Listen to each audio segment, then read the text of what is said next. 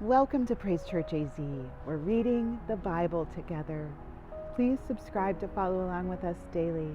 Today we're picking up at Exodus 14.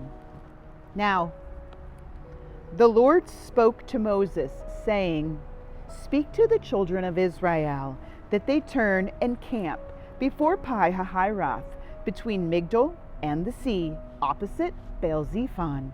You shall camp before it by the sea.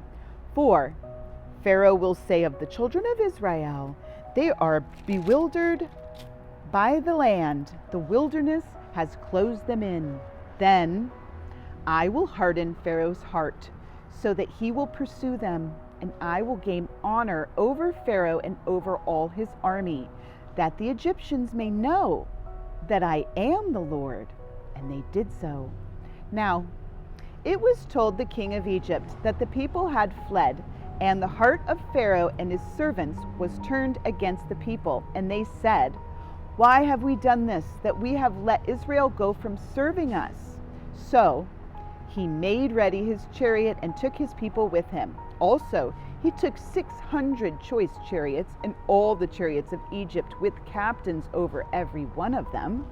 And the Lord hardened the heart of Pharaoh, king of Egypt, and he pursued the children of Israel, and the children of Israel went out with boldness. So the Egyptians pursued them, all the horses and chariots of Pharaoh, his horsemen and his army, and overtook them camping by the sea beside Pi-hahiroth before Baal-zephon. And when Pharaoh drew near, the children of Israel lifted their eyes, and behold, the Egyptians marched after them. So they were very afraid, and the children of Israel cried out to the Lord. Then they said to Moses, because there were no graves in Egypt, "Have you taken us away to die in the wilderness? Why have you dealt with us to bring us up out of Egypt? Is this not the word that we told you in Egypt, saying, 'Let us alone, that we may serve the Egyptians'? For it would have been better for us to serve the Egyptians than that we should die in the wilderness." And Moses said to the people, "Do not be afraid.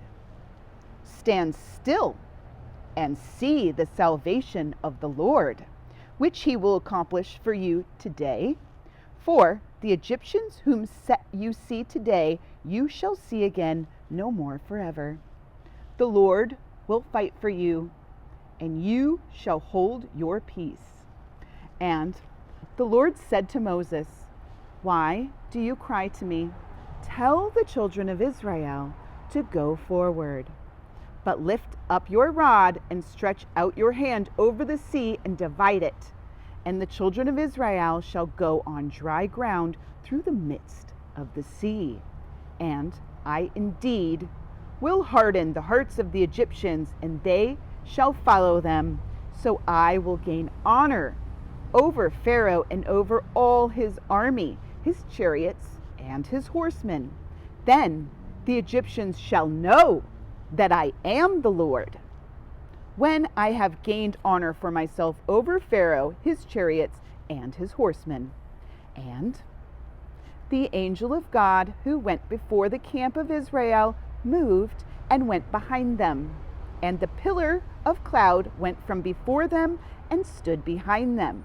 So it came between the camp of the Egyptians and the camp of Israel. Thus it was a cloud and darkness to the one, and it gave light by night to the other, so that the one did not come near the other all that night. Then Moses stretched out his hand over the sea, and the Lord caused the sea to go back by a strong east wind all that night, and made the sea into dry land, and the waters were divided. So the children of Israel went into the midst of the sea on the dry ground, and the waters were a wall to them on their right hand and on their left. And the Egyptians pursued and went after them into the midst of the sea, all Pharaoh's horses, his chariots, and his horsemen.